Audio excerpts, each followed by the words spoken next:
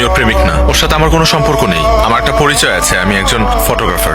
গত 3 দিন আগে ওর সাথে একটা ঘটনা ঘটেছে, খুব বাজে। সেটা হলো যে ও একজনকে ভালোবাসতো এবং সে ভালোবাসার মানুষের জন্য আসলে পালিয়ে গিয়েছে, কিন্তু দুর্ভাগ্যবশত ওর ভালোবাসার মানুষটি ওর সাথে অন্যায় করেছে, ওকে ছেড়ে চলে গেছে।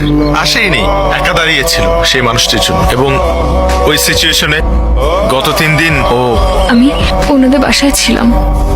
ওনার বাবা মা আমাকে নিজের মেয়ের মতো করে রেখেছিলেন। আমার ওই সময়টার মধ্যে ফুল সাপোর্ট দিয়েছিলেন ওনারা।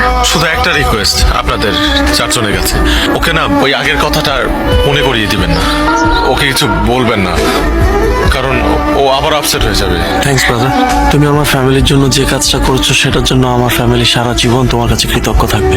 গত 3টা দিন আমাদের ফ্যামিলির উপর দিয়ে কি গেছে সেটা আমরা ছাড়া কেউ জানে না। তুমি না থাকলে জিনিসটা হয়তো আরো খারাপ হতে পারতো। এটা তোমার বাসা মনে করবা। তুমি আজকে থেকে আমার